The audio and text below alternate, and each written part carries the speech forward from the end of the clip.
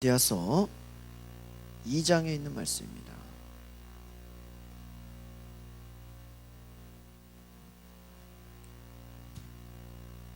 갈라디아서 2장 11절로 21절에 있는 말씀을 우리 한 목소리로 함께 보시겠습니다. 갈라디아서 2장 11절에서 21절. 신약성경 303쪽에 나와 있습니다. 우리 한 목소리로 같이 보시겠습니다. 시작. 게바가 안디옥에 이르렀을 때에 책망받을 일이 있기로 내가 그를 대면하여 책망하였노라. 야고보에게서 온 어떤 이들이 이르기 전에 게바가 이방인과 함께 먹다가 그들이 오매 그가 할례자들을 두려워하여 떠나 물러가매 남은 유대인들도 그와 같이 외식하므로 바나바도 그들의 외식에 유혹되었느니라. 그러므로 나는 그들이 복음의 진리를 따라 바르게 행하지 아니함을 보고 모든 자 앞에서 게바에게 이르되 내가 유대인으로서 이방인을 따르고 유대인답게 살지 아니하면서 어찌하여 억지로 이방인을 유대인답게 살게 하려느냐 하였노라. 우리는 본래 유대인이요 이방 죄인이 아니로되 사람이 의롭게 되는 것은 율법의 행위로 말미암음이 아니요 오직 그리스도를 믿음으로 말미암는 줄 알므로 우리도 그리스도 예수를 믿나니 이는 우리가 율법의 행위로서가 아니고 그리스도를 믿음으로써 의롭다함을 얻으려 함이니라. 율법의 행위로서는 의롭다함을 얻을 육체가 없느니라.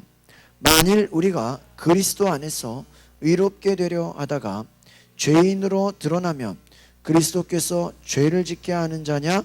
결코 그럴 수 없느니라.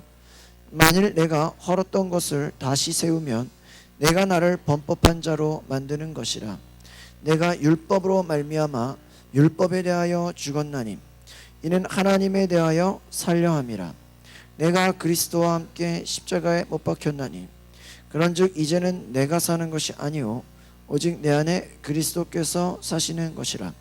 이제 내가 육체 가운데 사는 것은 나를 사랑하사 나를 위하여 자기 자신을 버리신 하나님의 아들을 믿는 믿음 안에서 사는 것이라.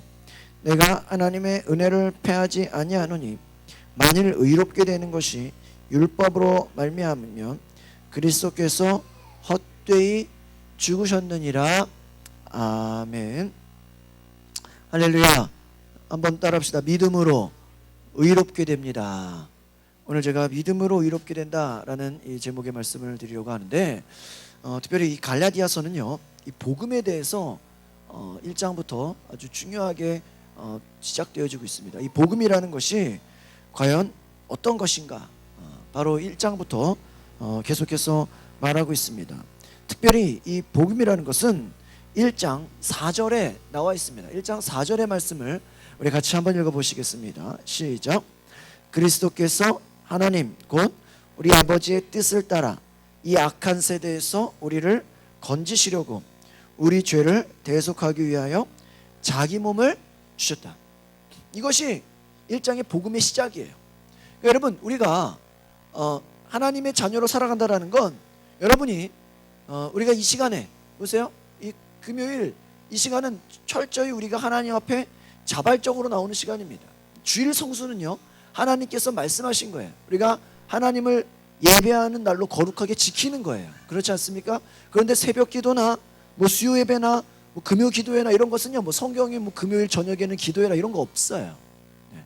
너희가 뭐 새벽마다 나와서 기도해라 뭐 수요일 날 예배들 이런 거 성경에 없거든요. 근데 왜 우리가 하는 것일까요? 이것은 우리가 하나님 앞에 우리의 자발적인 선택이라는 거예요. 또한 하나님 앞에서 우리가 그러한 삶을 살기로 작정하는 거예요. 그럼 보세요. 우리가 물론 이 자리에 나와 있는 것이 우리가 하나님 앞에 이 시간 앉아 있는 것이 뭐 그냥 집에 앉아 있어서 텔레비 보는 것보다 여기 있는 게 낫다 그래서 올 수도 있어요. 그렇지 않습니까? 또 몸이 힘들고 어렵지만 이 자리에 와서 기도해야지 그런 마음으로 올 수도 있어요. 또 하나는 내가 지금 이 시간 다른 사람과 약속해야 되는데 어디 가야 되는데 정말 때로는 누구랑 만나서 이 시간에 문제를 해결해야 되는데 저 같은 경우는요 오늘 어떤 사람이 수요일 저녁 예배인 거 모르고 오늘 목사님 상담돼요 이래요. 예배 있다고. 그렇죠? 그러니까 우리가 하나님 앞에 나온다라는 것은 쉽게 말하면 저 그런 생각을 하게 됐어요. 우리가 그냥 워낙 익숙하게 내가 그냥 금요일 저녁이면 교회 간다 이렇게 오면 감사한 거죠. 하지만 그렇지 않은 사람들은 이 시간에 내가 교회 나온다라는 건, 기도한다라는 건 다른 것을 할 수 있는 많은 선택이 있음에도 불구하고 그것을 포기하고 하나님 앞에 나온다라는 것이에요. 그 말은 무슨 말이냐? 우리가 예배라고 할 때 이 월십이라는 거는 가치라는 뜻이거든요. 하나님을 경배한다, 숭배한다는 뜻인데 그것은 무엇이냐? 가장 중요하게 생각한다라는 거예요. 다른 말로 하면 여러분이 하나님을 예배한다라는 건, 우리가 찬양하고 하나님을 높인다라는 건 이 시간 우리가 앉아 있으면서 딴 생각을 한다면 그것은 하나님을 경배하는 것이 아니죠. 하나님을 우선주로 생각하는 것이 아닙니다. 마찬가지로 우리가 하나님 앞에 나온다라는 것은, 여러분 보세요. 여러분의 마음 가운데 그냥 당연히 내가 와야 되니까 와야 되는 사람과, 또 그냥 심심해서 그냥 교회 나가서 이 시간에 그렇게 있는 사람과, 어려움과 환난과 고난 가운데서 때로는 많은 사람들의 어떠한 그러한 방해 가운데서 정말 눈물 흘리는 마음으로 하나님 앞에 나왔다고 생각해요. 똑같이 드리는 예배가 그 가치가 같을까요? 다를까요? 다르다라는 것이에요. 이해가십니까? 우리가 그래서 하나님은 우리의 마음을 보신다라는 거예요. 여러분이 정말 하나님 앞에 드리는 시간, 여러분이 하나님 앞에 나아가는 기도, 여러분이 하나님 앞에 나아가는 그 마음이 과연 어떤 마음이냐? 정말 사모하는 마음이냐? 아니면 하나님 앞에 정말 그 마음 가운데 정말 하나님을 갈망하는 마음이냐? 그걸 보시게 하냐는. 제가 어제 목회자들 모임이 있어서 제 친구 선교사를 만나게 됐는데 깜짝 놀란 얘기를 들었어요. 간증을 들었어요. 외국에서 목회하는 선교사인데, 그 외국에서는 방글라데시인데 그 나라 사람들은 교회가요 생겨지기만 해도 그냥 그 다음 주에 50명이 모여버린대. 신기하죠? 막 100명도 모이고 150명도 모이고 그냥 막 교회 모여버린대.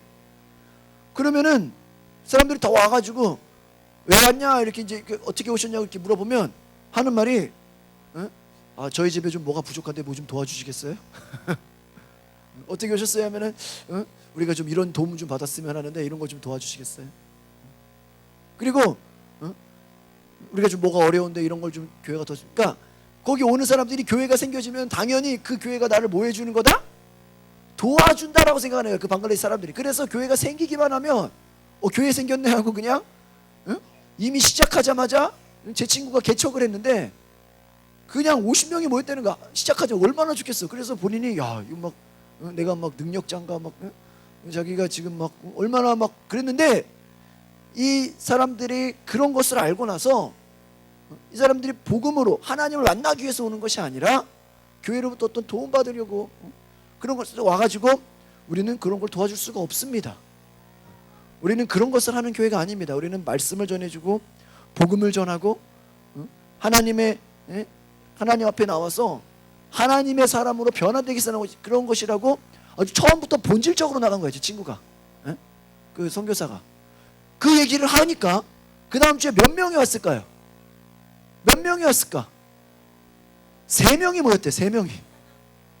그 전주에 50명이 왔는데 시작하자마자 다 와가지고 얘기해보면은 뭐 좀 도와주세요, 뭐 좀 주세요. 물론 가난한 나라라서 그럴 수 있겠죠. 그러니까 그렇게 하다가 우리는 그런 거 안 하는 교회라고. 우리는 말씀을 듣고 변화되고 우리는 하나님 만나는 교회라고. 그 얘기를 하니까 3명 나오는데 그 3명이 누구냐? 자기랑 사모님이랑 전도사님.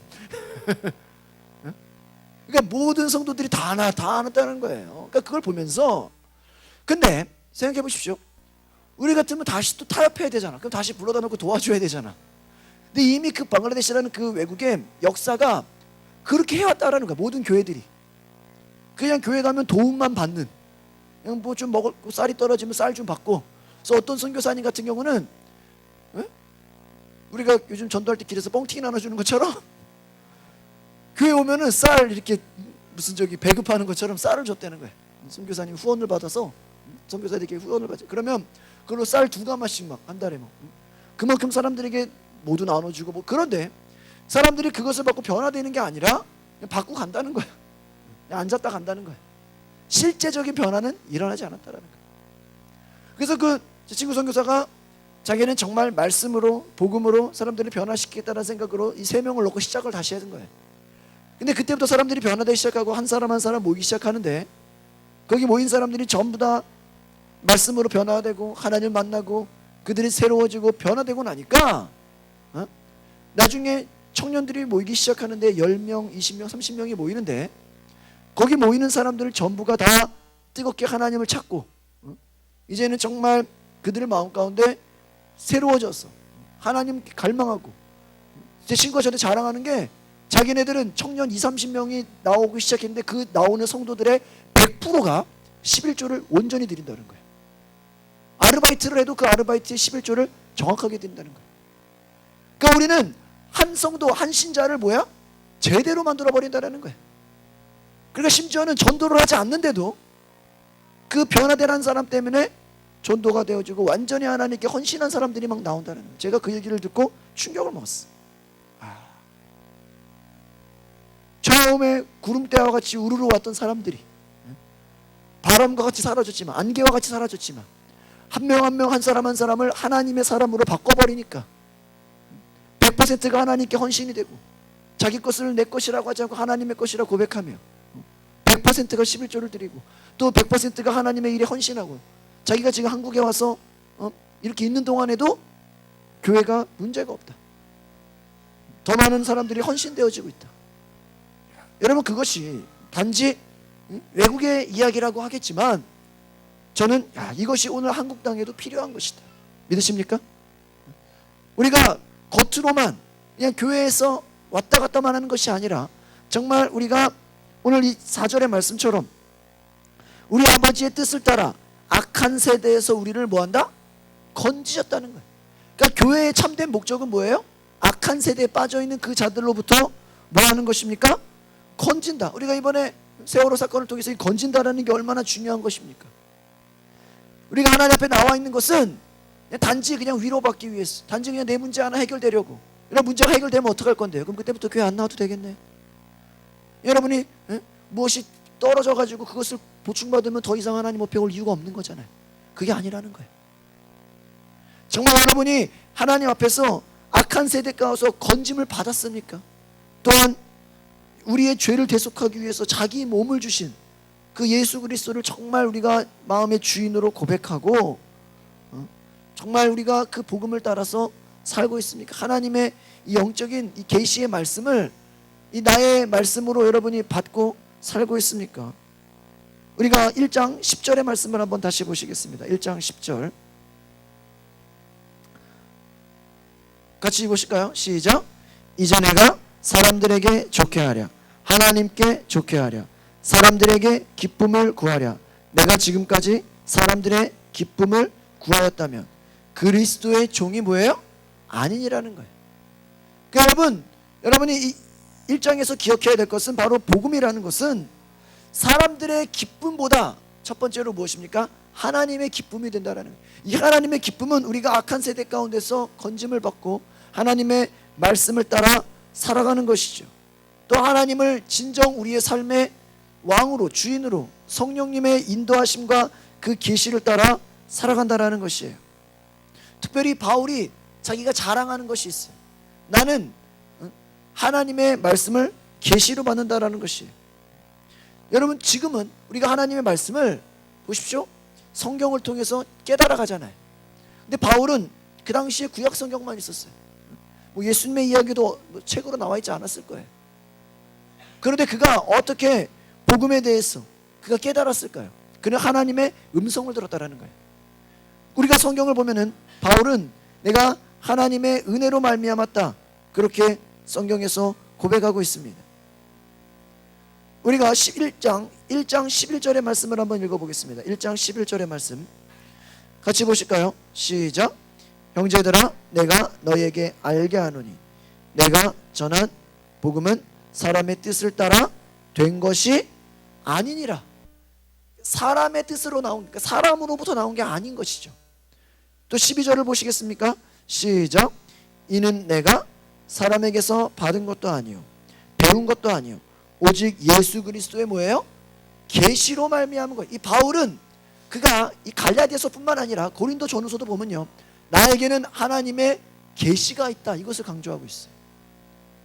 그러니까 바울은 기도하고 하나님께 부르짖으면 하나님이 뭐 하시는 거야? 성령으로 그에게 말씀하시는 거예요. 때로는 꿈으로 보여주시고, 때로는 마음으로 감동을 주시고, 때로는 성령으로 마음 가운데 인도함을 받게 하시는 거예요. 그래서 우리가 이 바울을 통해서 알 수 있는 것은 그는 하나님께서 특별히 그를 사랑하셔서 죄 가운데서 불러내시고, 또 그를 이방인의 사도로 삼으시고, 또한 그에게 계시로 말씀하셨다라는 거예요. 여러분, 제가 여러분에게 질문합니다. 여러분, 하나님의 영적인 계시를 느끼십니까? 여러분의 삶에 하나님께서 내 삶 가운데 말씀하시고 내 삶 가운데 이끄시는 그 역사가 계시로 다가오십니까? 그렇지 않다면 우리는 어떻게 보면 하나님과 좀 멀어진 자일 수도 있다라는 거예요. 우리가 이 바울을 통해서 알 수 있는 것은 그는 바로 그 안에 하나님의 말씀으로 그가 채워지고 있었다는, 그의 계시로 그가 살아갔다라는 것입니다. 또한 그가 복음에 대해서 타협하지 않았던 것은 특별히 이 율법주의자들, 율법을 지킴으로 의롭다함으로 내가 행함으로 의롭다고 하는 자들을 향해서 그것만이 아니다, 그것이 아니라 믿음으로 되는 것이다, 그렇게 2장에서 특별히 또한 증거하고 있습니다. 우리가 2장에 있는 말씀을 보시면요, 2장 14절의 말씀을 한번 보시겠습니다. 2장 14절의 말씀입니다.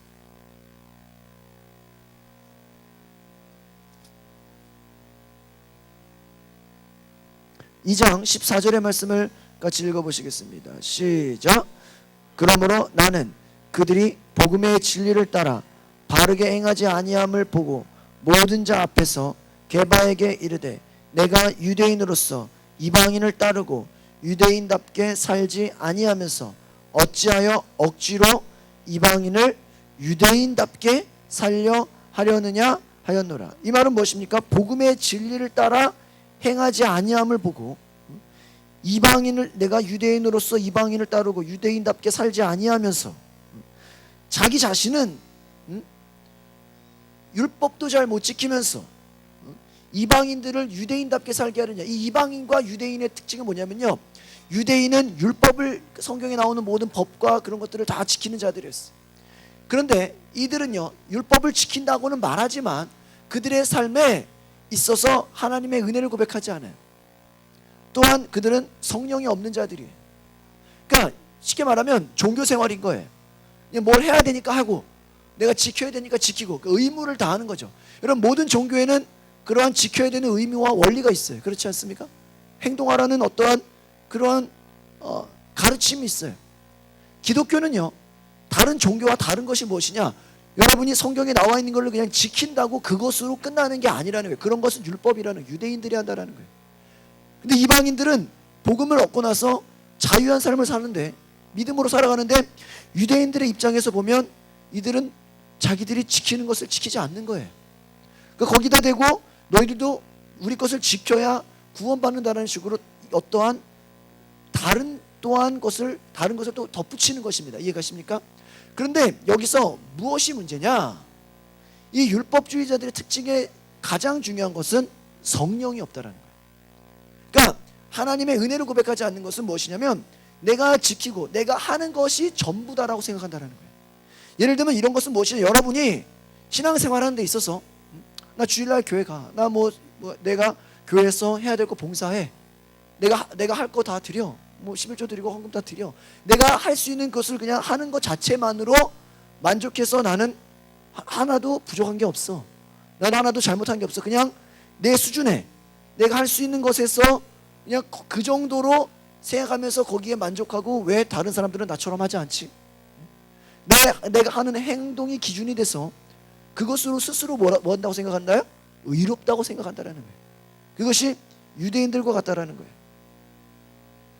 그러니까 하나님으로부터 온 것이 아니죠. 내가 한다라는 거예요.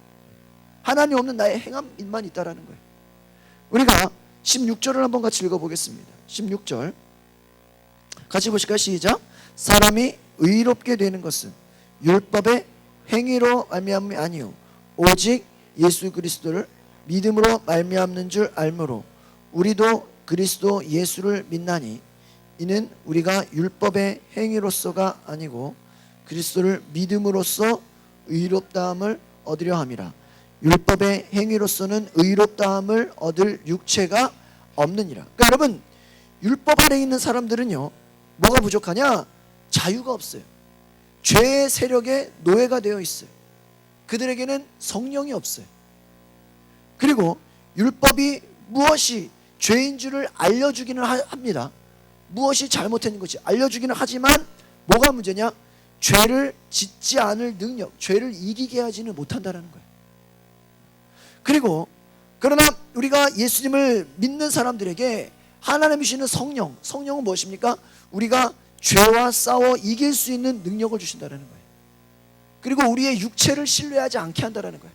그러니까 여러분이 행함이 필요 없다는 얘기가 아니라 여러분의 행함을 통해서 우리가 육체를 신뢰하는 것이 아니라 더욱더 하나님을 신뢰하고 하나님의 성령으로부터 우리가 하나님의 일을 할 수 있도록 하나님은 그것을 원하신다는 거예요. 그러니까 우리의 신앙이 어디에서 나오냐라는 거예요. 무엇으로부터 공급받냐라는 것입니다. 여러분이 하나님의 성령으로부터 공급받으시기를 바랍니다. 그러니까 우리가 하나님의 성령 안에서 그 힘으로 죄를 이기고 성령 안에서 우리가 믿음으로 살아가고 우리가 할 수 없는 육체가 할 수 없는 모든 것도 하나님의 영으로는 할 수 있다라는 것이에요. 그러니까 우리가 육체를 신뢰하게 되면 어떻습니까? 여러분의 결단을 의지해요. 우리의 생각과 우리의 결심을 의지해요. 그러나 하나님께서 주시는 그 성령은 불가능한 것도 가능하게 하시는 하나님의 놀라운 역사가 있다는 것을 기억하시기를 바랍니다. 그래서 오늘 갈라디아서 2장 20절에 19절을 먼저 같이 읽어보겠습니다. 19절 시작. 내가 율법으로 말미암아 율법에 대하여 죽었나니 이는 하나님에 대하여 살려. 이 율법에 대해 죽었다. 율법이 필요 없다는 얘기가 아니에요. 내가 더 이상 율법으로 살려고 하는 것이 아니라는 거예요. 내 육체의 힘으로 하려고 하는 것이 아니다는. 그러니까 기독교인은 쉽게 말하면 여러분이 의지로 여러분의 결단과 여러분의 노력으로 성경의 모든 것을 지켰다고 해서 그것이 의롭다라는 거예요? 아니라는 거예요. 내 육체로는 의롭다함을 얻을 아무런 이유가 있다 없다? 없다라는 거예요. 우리는 나의 육체와 나의 의지로 하는 것이 아니라 하나님이 주시는 바로 그 믿음, 또 하나님의 성령, 주님이 나에게 말씀하시는 그 말씀의 명령을 따라 우리가 순종하기를 원하신다라는 거예요. 그러니까 우리가 불가능하다고 할지라도 하나님이 나에게 감동하시고 하나님에게 내게 말씀하시면 내가 믿음으로 반응할 수 있는 것이 우리의 신앙이라는 것을 기억하시길 바랍니다. 그러니까 우리가 보통 저는 이렇게 사람들 얘기해 보면 그래요. 무슨 얘기를 하면 목사님 우리 못하는 거예요. 그러니까 해보지도 않고 지금까지 해본 역사가 없고 나의 힘으로 불가능하다고 생각하기 때문에 뭐예요? 못한다라는 거예요. 그러나 하나님의 성령은 우리 가운데 오셔서 너희가 믿음으로 해보라. 믿음으로 발을 내딛으라. 네 힘으로는 안 되지만 하나님의 말씀에 순종함으로 나아가라는 거예요. 우리가 20절의 말씀을 같이 읽어보겠습니다. 20절 같이 보시겠습니다. 시작. 내가 그리스도와 함께 십자가에 못 박혔나니 그런즉 이제 내가 사는 것이 아니요 오직 내 안에 그리스도께서 사는 것이라. 이제 내가 육체 가운데 사는 것은 나를 사랑하사 나를 짊어지신 하나님의 아들을 믿는 믿음 안에서 사는 것이라. 그러니까 우리 믿는 자들은 율법에 매여서 그냥 그 어떤 형식에 매여서, 그러니까 여러분의 신앙이라는 게요, 오늘 이 2장의 메시지는 뭐냐면 형식에 빠져서 어떠한 종교적인 어떠한 의무감에 빠져서 교회 다니는 그냥 어떠한 습관에 빠져서 여러분의 신앙이 그냥 습관적으로 그냥 오늘 그냥 금요일날 교회 가는 거니까 교회 가고 주일날 교회 가는 거니까 교회 가고 그냥 일반적으로 불교에서 절에 가고 성당 천주교에서 성당 가는 것처럼 너희들이 형식과 의무감에 빠져서 그 안에서 신앙생활 하려고 한다라는 것은 율법주의에 빠질 수 있다. 지나친 형식주의에 빠진다라는 거예요. 그것을 경계하라는 거예요. 하나님의 살아계신 그 성령의 역사는 어떠한 형식이 없다라는 게 아니라 그것을 초월하는, 그러니까 그 안에 갇혀있는 삶이 아니라 그것을 뛰어넘는 삶을 살게 하신다는 거예요. 여러분, 이번에 우리가 그 세월호 침몰 사건을 보면서 거기에 많은 자원봉사자들이 오고 막 여기저기서 막 물품을 보내고 여기저기서 무슨 막 성금을 보내고 막 그러잖아요. 그 안에서는 자기가 직업 때문에 어쩔 수 없이 거기서 일하는 사람들이 있어요, 없어요? 있죠. 공무원, 무슨 어떠한 직원들, 그 사람들은 자기 의지와 관계없이 그냥 거기서 일해야 되는 사람이에요. 그러나 여러 곳곳에서, 전국에서 자발적으로 온 사람들은 뭐예요? 철저하게 자원하는 마음으로, 누가 시켜서 온 게 아니라는 거예요. 여러분, 여러분이 하나님 앞에 나아가는 것이 정말 하나님의 성령 안에 감동함으로, 하나님의 계시로 움직이는 것입니까? 아니면 그냥 어쩔 수 없이 해야 되니까, 남들이 하니까 안 하면은 눈치 보이니까, 어떤 형식으로 기독교가 그렇게 해야 되니까 거기에 매여 있습니까? 우리가, 너희가 자유를 갖고 있지만 그 자유를 어떻게 쓰냐라는 거예요. 2장에 있는 말씀, 우리 앞에 있는 말씀을 한번 더 보시겠습니다. 2장 4절의 말씀을 한번 볼까요? 2장 4절 같이 보시겠습니다. 시작. 이는 가만히 들어온 거짓 형제들 때문이라. 그들이 가만히 들어온 것은 그리스도 예수 안에서 우리가 가진 자유를 엿보고 우리를 종으로 삼고자 함이로되. 그렇습니다. 거짓 형제들이라. 그들이 들어온 것은 예수 안에서 우리가 가진 자유를 엿보고 우리를 뭐로 삼고자 한다? 종으로 삼고자 한다는 거예요. 여러분, 이단이나 이번에도 뭐 구원파 같은 거 막 나왔잖아요. 구원파나 그러한 뭐 그것뿐만이 아니죠. 뭐 이단 사이비, 그 특징들이 뭔지 아십니까? 공통점이 있어요. 그것은 뭐냐? 사람의 종이 되는 거예요. 여러분이 신앙생활하는데 어떤 사람의 종이 되고 있습니까? 그것은 건강한 것이 아니에요. 오늘 여기서 뭐라고 그랬습니까? 우리가 가진 자유를 엿보고 우리를 뭐로 삼는다? 종으로 삼는다. 뭐 구원판이 뭐 어디 여기저기 뭐 신천지니 다 뭐예요? 이상한 뭐 기독교를 가장한 그러한 여러 가지 이단 사이비의 특징이 뭐다? 하나님의 종이 되는 것이 아니라 누구의 종이 된다? 사람의 종. 뉴스에서 저도 구원파 설명 나왔잖아요. 뭐라 그래요? 구원받았으면 그 뒤에 아무리 많은 죄를 지어도 죄가 아니다. 그게 어떻게 말이 돼? 그런 거 성경에 있어요, 없어요? 없죠. 자기들이 만든 거야. 자기들이 만들었기 때문에 그 진리를 따르는 것은 하나님의 종이에요, 사람의 종이에요? 사람의 종이라는 거예요. 그러니까 여러분이 신앙생활을 하는데 여러분 스스로가 하나님의 종입니까? 사람의 종입니까? 그것을 질문해 보라는 거예요. 여러분의 신앙생활이 목사가 시켜서 하는 거는 사람의 종이에요. 하나님의 감동함으로, 여러분이 정말 그 적극적인 마음으로 하나님 앞에 순종함으로 나온다는 것은 누구예요? 하나님의 종이다라는 거예요. 그러니까 우리가 기억해야 될 것은 이 바울이 그가 가진 복음이라는 것은 아주 조그만 것이라도 나는 타협하지 않겠다라는 거예요. 이해가십니까? 그냥 좋은 게 좋은 식이 아니라는 거예요. 여러분, 바울 입장에서는요, 정말 그리스도인이 됐다라고 아마 바울 앞에 나왔다면, 오늘날 바울이 지금 다시 나와서 우리에게 말씀을 전한다면 아마 그 앞에서 여러분이 내가 그리스도인입니다라고 얘기했을 때 바울은 아마 질문해 볼 거예요. 당신이 사람의 종으로 살고 있습니까?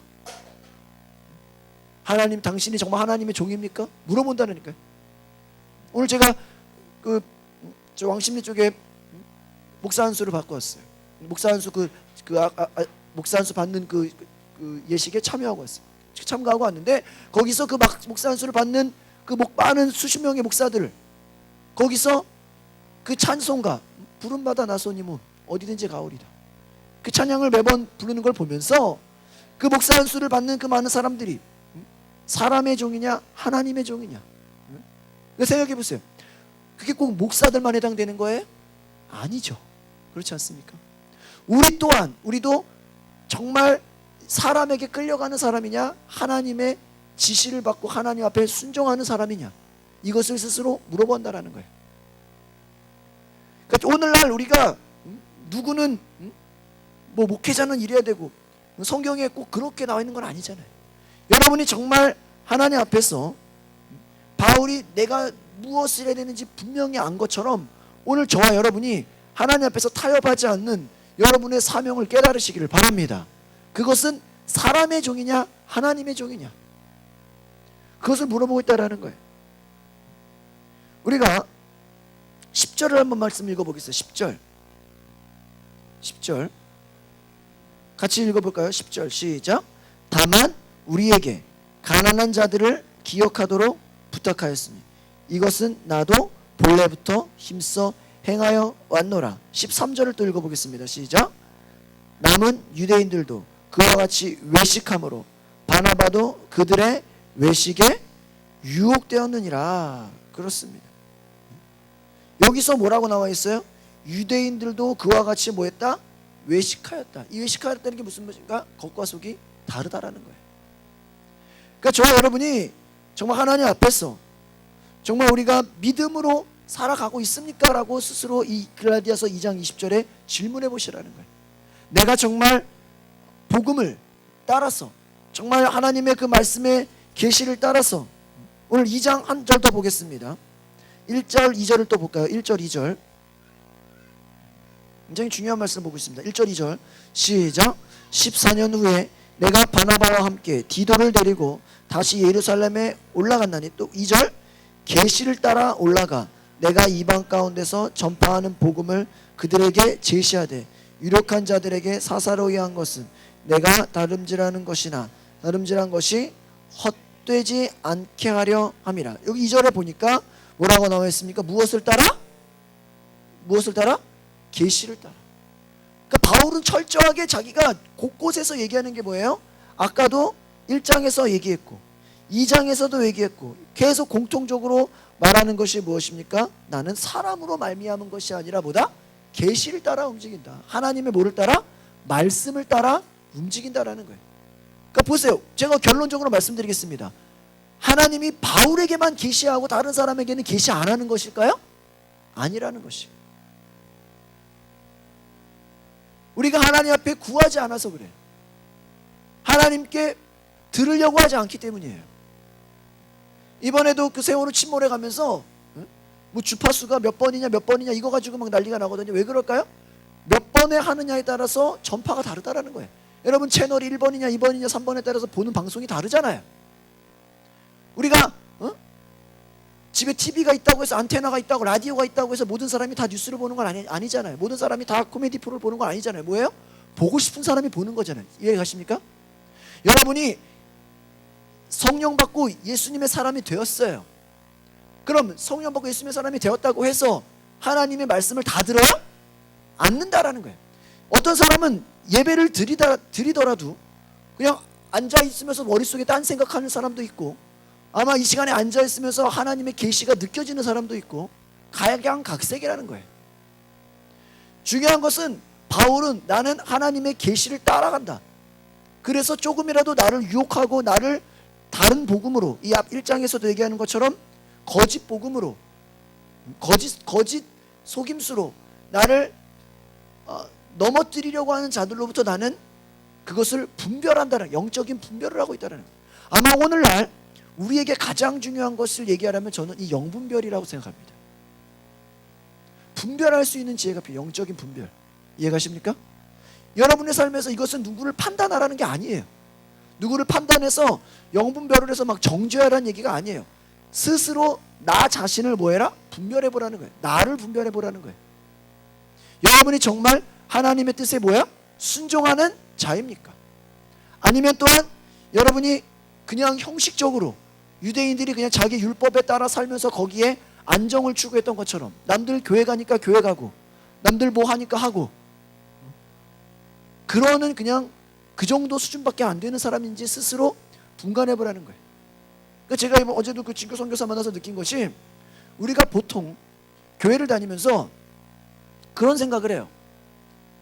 초신자 때는 이래야 되고 뭐든 이래야 되고 좀 시간이 되면 이래야 되고, 어떠한 아이들이 자라나면서 뭐 쭉 자라서 성장하는 것처럼 그런 생각을 합니다. 근데 어느 부분에 있어서는 인간의 발달 단계처럼 그렇게 자라나는 게 맞아요. 어떤 단계로 이해가십니까?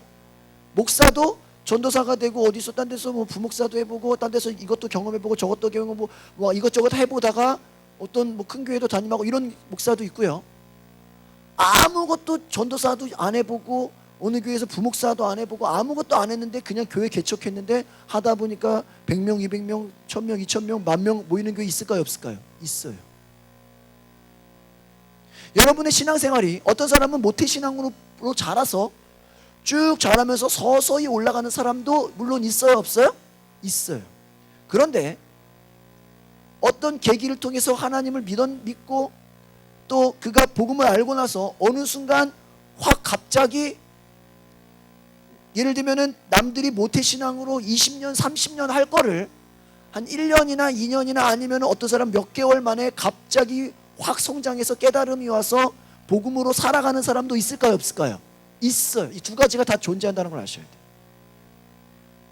첫 번째로 서서히 되겠다라고 어떤 진화론적 방식으로 서서히 되겠다고 하는 사람들이 다수예요. 교회도 아마 초신자들을 보면은 서서히 뭐 지금부터 너무 뭐 이렇게 해야 되고 서서히 1년 지나고 2년 지나고 3년 지나고 뭐 그렇죠?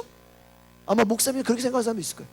그런데 바울을 보면 여러분 이 바울의 이 영적 레벨을 보면 서서히 시간이 지나고 예수님 만나고 서서히 올라온 걸까요? 어느 순간에 확 올라온 걸까요? 확 올라온 거예요. 바울은 회심 케이스예요. 서서히 올라오고 서서히 깨닫고 이거는 예수님의 제자 베드로 라인이에요. 바울은요 회심에서 영적인 진리를 확 깨달아 버린 거예요. 그러니까 성경 안에서는 이 두 가지가 다 가능하다라는 거예요. 그런데 확률적으로는요 뭐가 더 어려울까요? 바울 같은 라인이 어려울까요? 베드로 라인이 어려울까요? 바울 라인이 더 어려워요. 다른 말로 하면은 육체적으로 우리가 모태신앙으로 그냥 오래 교회 다니면서 유대교처럼 하나님에 대해서 알고 율법 지키고 서서히 올라올 수 있어요. 그러나 그들이 나중에 정말 중요한 복음, 성령, 그 본질적인 부분에서 깨지지가 않으면 오히려 그들은 더 답답한 자들로 남아요. 제 말 이해가십니까? 그런데 여러분이 초신자라도 이 복음의 능력, 성령의 능력, 이 하나님의 말씀의 계시를 확 깨달아 버리면 남들 모태신앙으로 수십 년 동안 안 되던 게 한 방에 뚫리는 경우도 있다 없다? 있다라는 거예요. 그 대표적인 게 누구야? 바로 바울이라는 거예요. 그러니까 저는 이 바울을 공부해 보면서 깨닫는 게 이것은 우리가 하나님의 일이라는 건 시간이 오래 걸린다고 되는 게 아니라는 거예요. 어떤 사람은 5년 다녔으면 5년만큼 깨달은 게 있어야 될 거 아니에요. 그런데 그렇지 않을 수도 있다라는 거예요. 이 영적인 하나님의 원리는 어느 순간 여러분이 하나님의 하나님을 만나는 그 강력함이 강하면 강할수록 그 강한 만큼 한순간에 뒤집어질 수가 있다 없다? 있다라는 거예요. 그래서 제가 이 금요일에 앞으로 이쪽에 대한 이 말씀들을 계속 제가 강조하려고 하는 것이 여러분들이 교회를 습관적으로 물론 오래 다니면서 성경 공부도 할 수 있고 뭐 속회도 할 수 있고 뭐 구역회도 할 수 있고 뭐 성경 공부도 할 수 있고 뭐 세미나도 돼서 여러 가지 많아요. 그런 것도 필요해요. 훈련들이 있어야 돼.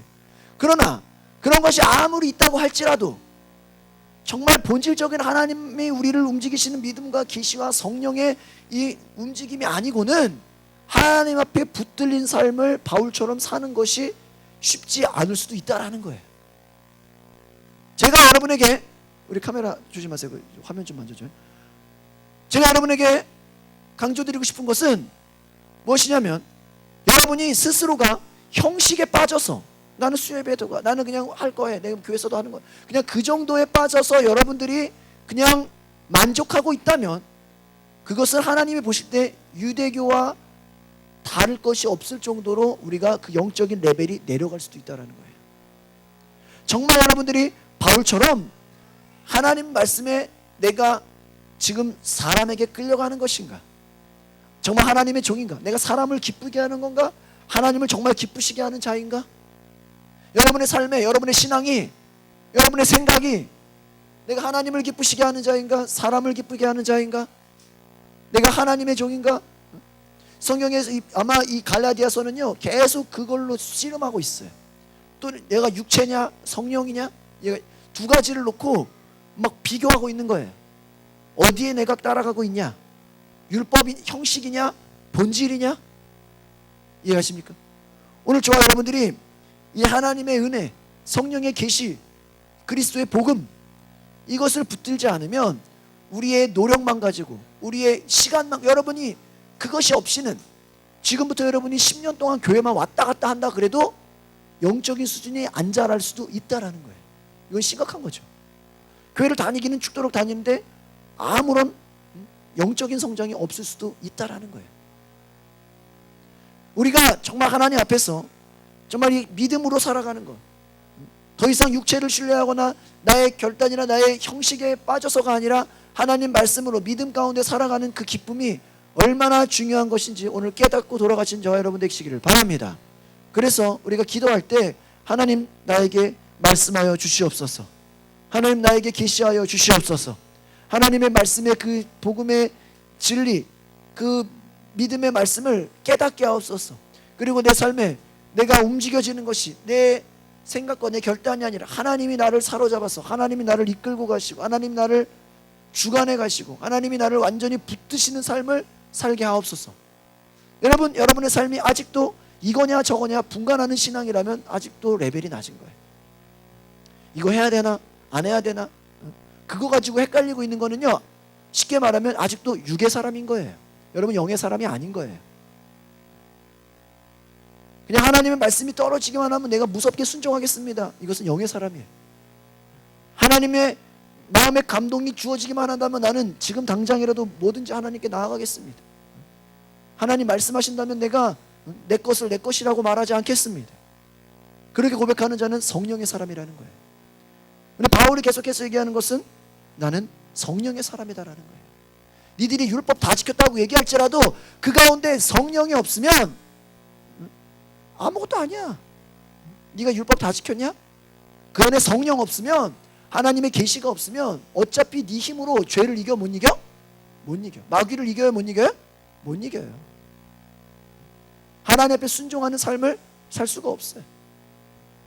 그러니까 여러분의 신앙이 여러분의 그냥 안 되는 거 억지로 하고 그냥 내가 아직 힘든 거 그냥 그 정도 수준에서 그냥 이거 할까 저거 할까 그냥 도토리 키재기 하는 식으로 그런 초보적 수준에 머물러 있지 마시기를 바랍니다. 하나님께 미치고 하나님께 붙들리잖아요. 그러면 뭘 비교하고 뭘 따지고 이거 해야 되나, 헌금을 1,000원 해야 되냐 2,000원 해야 되냐, 이런 따지는 신앙이 아니라는 거예요. 하나님 말씀하시면 내 거 다 가져도 하나님 아깝지 않습니다. 내 생명도 하나님의 것입니다. 내 시간도 하나님의 것입니다. 그냥 바울의 삶의 라이프를 보면 뭐예요? 내 것이 없는 거예요. 하나님의 완전히 붙들린 거예요. 내게 하나님 거고 하나님께 내 거고. 이해가세요? 내가 하나님께 줬다 그래서 내가 없는 게 아니야. 왜? 하나님께 누구 거니까? 나의 거니까. 실제로 여러분이 자식한테 줬다고 해서 그걸 아깝게 생각해요? 왜요? 자식께 내 거고 내게 자식 거고 그냥 같이 생각하잖아. 이해가십니까? 여러분이 사랑하는 사람한테 뭘 줬을 때 그걸 아깝다고 생각하는 건, 그거 아깝다고 생각하는 것 자체가 사랑이에요 아니에요? 사랑이 아니야. 홍경재 이해가세요? 네? 여러분이 하나님께 헌금 드리면서 이거 아까워 죽겠네, 그거 자체가 하나님을 사랑하는 거야 사랑하지 않는 거야? 하나님을 사랑하지 않는 거야. 11조 해야 되나 말아야 되나 이거 가지고 고민하는 것조차가 뭐야? 이미 찌질한 거야. 제 말 이해가십니까? 이미 그게 하나님을 사랑하는 자가 아니라는 거야. 그 자체가 하나님을 사랑하지 않는다라는 거야. 하나님을 사랑하는 자라면 내 거 다 드려도 하나님께 내 거고 내게 하나님 거고, 내가 부족해도 하나님 달라고 하나님이 줄 거고. 이해가십니까? 하나님 뭐 해야 되죠? 말씀만 하시면 하나님 내가 뭐든지 하겠습니다. 여러분, 그 정도까지 와야 하나님이 교회로 말하면 막 부어주시고 놀라운 성령의 능력이 나타나는 거지. 여러분이 하나님 앞에 따지고 계산하고 내가 이만큼 했으니까 하나님 이만큼 해주세요, 하나님하고 여러분이 거래하세요? 하나님 내가 10,000원 이번 10,000원 헌금했으니까 이번 주에 뭔가 10,000원 돈 벌 수 있게 해주세요. 그런 초보적인 계산적인 신앙에 빠지면 하나님은요 신경 안 써요. 그렇게 하나님이 여러분의 계산하는 그 머리에 하나님이 이용당하지 않는다라는 거예요. 여러분, 개 강아지가 사람의 생각을 이해할 수 있어요 없어요? 없죠. 쉽게 말하면 우리가 우리의 머리로 우리의 수준으로 하나님을 이해할 수 있다 없다? 없다라는 거예요. 우리가 율법 좀 지켰다고, 내가 좀 뭐 했다고 그걸로 하나님 앞에서 뭐가 대단한 것처럼 생각하지 말라라는 게 오늘 2장의 메시지라는 거예요. 그러니까 오늘 여러분이 이 갈라디아서 말씀을 제가 요즘에 계속 지하철에서도 계속 성경을 하루 종일 보고 있는데, 보면 볼수록 제가 계속 깨달으면, 제가 요즘에도, 제가 어제도 친구 만나서 이렇게 커피 마시면서 얘기하면서 친구 목사한테 그런 얘기를 했어요. 야, 내가 목회해보니까 정말 하나님 앞에 쓰임받는다라는 것은 정말 좁은 길이다. 이거는 이게 뭐 목회가 힘들다 안 어렵다 이런 얘기가 아니라, 하나님께 붙들림 받는 삶이라는 것은 굉장히 어떤 뭐 숫자로 얘기하면 몇 퍼센트 안에 드는 거다. 이건 진짜. 네? 이해가십니까? 전교에서 우리가 보통 뭐 10등 안에 드는 이런 정도까지, 뭐 100명에서 뭐 1명, 그 정도로 이 정말 이 바울과 같이 우리가 하나님께 인정받는 삶을 살려면 여러분의 영적인 수준을 좀 높이시기를 바랍니다. 그냥 어느 정도 좀 뭐 했다고 그걸로 만족해하지 말라라는 거예요. 목사로 말하면 뭐 100명, 제가 주변에 보면 그래요. 한 좀 몇백 명 좀 교회 되면은 그냥 이제 더 이상 안정됐대. 이제 여기서는 전도 안 해도 되고 이제 여기서는 뭐 안 해도 그냥 뭐 생활이 안정되고, 뭐 교회도 그냥 있고, 심지어는 그런 얘기도, 더 많으면 피곤하대. 그냥 목사 한 명에 그냥 한 100명, 200명, 300명이면 제일 적당하대. 더 많으면 피곤해. 그럼 그게 하나님의 뜻이에요? 여러분이 하나님 앞에서 적당히 하려고 한다는 그 자체만으로도 하나님이 여러분을 쓰지 않습니다. 그러니까 여러분이 쉽게 말하면 하나님 앞에 나를 써달라고 아무리 애원한다고 할지라도 하나님이 그 모든 사람을 다 쓰는 게 아니다라는 거예요. 대기업에서 사람 한 명 뽑으려면 시험 보고 면접 보고 막 과제를 주잖아요. 시험 떨어뜨리잖아요. 하나님도 제가 볼 땐 그래요. 기독교인 너무 많기 때문에 정말 하나님의 사람으로, 성령의 사람으로 나온다면 하나님 보실 때 얘는 이래서 떨어뜨리고 얘는 이래서 떨어뜨리고 다 떨어뜨릴 것 같아요. 그게 단지 저는 뭐 천국 간다 지옥 간다 이 얘기가 아니에요. 정말 하나님 앞에 영의 사람으로 여러분이 정말 영적 레벨, 영적 수준을 높은 삶을 살아가냐, 저는 그 얘기를 하고 싶은 것입니다. 오늘 저와 여러분이 그런 영적인 도전을 받으시기를 바랍니다. 그래서 여러분이 만약에 여러분 주변에 같이 신앙생활하는 사람, 그냥 남들이 요 정도 하니까 나도 요 정도만 해야지, 이미 그냥 그 정도로 생각하는 것 자체가 수준이 낮다라는 거죠. 남들이 이만큼 하니까 나도 이 정도 하고, 남들이 요 정도 하면 나도 이만큼 하고, 그런 정도의 신앙 가지고는 여러분 우리가 어떻게 하나님께 쓰임 받을 수 있습니까? 저는 그래서 저와 여러분이 정말 하나님 앞에 정말 우리가 하나님의 계시를 따라, 하나님의 말씀을 따라 믿음으로 우리가 이 바울과 같이, 이 바울이 여러분의 삶에 이 신앙 영적 모델이 되기를 바랍니다. 그래서 그 신앙을 따라 여러분이 믿음으로 반응하시기를 바랍니다. 기도하겠습니다. 거룩하신 주님, 우리가 기도합니다. 하나님, 내 힘으로 할 수 없습니다. 내 노력으로 할 수 없고, 내가 지켰다고 해서 그것으로 나의 신앙이 되는 것이 아니라, 하나님, 우리의 신앙이 하나님 앞에 붙들린, 하나님 앞에 순종하는, 하나님께 나의 모든 것을 드리는 삶을 살게 하옵소서. 하나님 말씀하시고, 하나님 계시하시고, 하나님의 뜻이라면 내 것을 다 드려도 아깝지 않을 수 있는 그런 마음 허락하여 주시고, 나의 삶이 나의 것이 아니요 하나님 손에 붙들린 삶을 살아가게 하옵소서. 나의 시간이 나의 것이 아니요 하나님 손에 움직여지는 그러한 삶을 살아가게 하옵소서. 그래서 우리의 삶의 모든 것 하나님 손에 맡겨진, 하나님이 움직이시는 하나님의 손으로 우리가 살아가게 하옵소서. 믿음으로 살아가게 하시고, 하나님의 종이 되어지게 하시고, 하나님을 따라가게 하시고, 하나님 말씀으로 순종하는 우리 모두가 되게 하옵소서. 감사와 찬양을 드리며 예수 그리스도 이름으로 기도하옵나이다. 아멘. 이 시간에 우리 뒤에 불을 꺼주. 네. 하나, 둘, 셋. 5인 것 같죠? 예, 맞습니다. 관련이 있습니다. 그렇기 때문에 제가 이거 자료를 준비했습니다. 지난주에 이제 복습했는데, 여러분들 제가 글씨를 좀 작게 뽑았지만 여러분들이 잘 이렇게 보시면 이해를 하실 것 같고, 이렇게 제가 1, 2, 3, 4번으로 나눴습니다. 그래서 거의 창세기 성경 말씀과 비슷한 뜻이 이렇게 글자마다 담겨져 있습니다. 이거 어떻게 보시면 되냐면은, 그 한자는 이렇게 부수가 있고 또 다른 이렇게 한자가 이게 조합이 돼서 한자가 뜻을 이루거든요. 그래서 여기 뭐 지을조를 보시면 이렇게 한자를 분해를 하면은 뭐 생명, 흙, 사람, 걷다 이런 식으로 해서 제가 설명을 다 붙여놨어요. 그래서 이렇게 이해를 하시면 쉬울 것 같습니다. 뭐 지을조 예를 들어서 설명을 하면은 흙에다가 이게 삐침이 있는데 이게 저기 삐칠 저기 별이라고 해서 생기를 상징을 합니다. 그런 식으로 해서 흙에 생기를 불어넣으니 누가 불어넣으셨겠습니까? 당연히 하나님께서 불어넣으셨겠죠. 그래서 사람이 되어서 걸어다닌다. 그래서 지을조가 이제 창조의 의미인데 지을조를 하필이면은 뭐 다른 걸 안 하고 사람을 지었다 이거를 굳이 강조를 하세요. 그렇게 강조를 하는 글자를 만들었습니다. 동산원도 보시면 그 글자 한자 제일 왼쪽에 있는 거는 작지만 이제 그걸 크게 분해해서 보면 맨 위에 이제 흑토자가 있고 뭐 입구자가 있어요. 그리고 사람이 2명 있는데 이렇게 사람 인자가 있고 옆에 삐져나온 사람이 있습니다. 그 갈비뼈에서 삐져나온 거예요, 사람이. 그런 식으로 돼 있고 울타리 동산에 울타리를 두셨기 때문에 설명하면 흙에 생기를 넣어서 아담과 하와를 만들고 울타리를 두셨다. 그래서 이게 진짜 동산원이에요. 에덴 동산을 뜻하는 동산원. 예, 신기하죠. 이런 식으로 해서 복자도 이런 식으로 해서 분해를 하고 설명을 제가 다 달아놨습니다. 그리고 인터넷에도 이제 한자와 창세기 이렇게 검색하시면 요 한자 설명도 나오고 한자가 이렇게 어떻게 돼서 창세기와 연관돼서 역사적으로 이렇게 만들어졌나 그거에 대한 굉장히 자세한 설명이 나와 있기 때문에 여러분들도 인터넷으로 검색을 해서 한번 쭉 찾아보시면 되겠어요. 그래서 뭐 1, 2, 3, 4번 다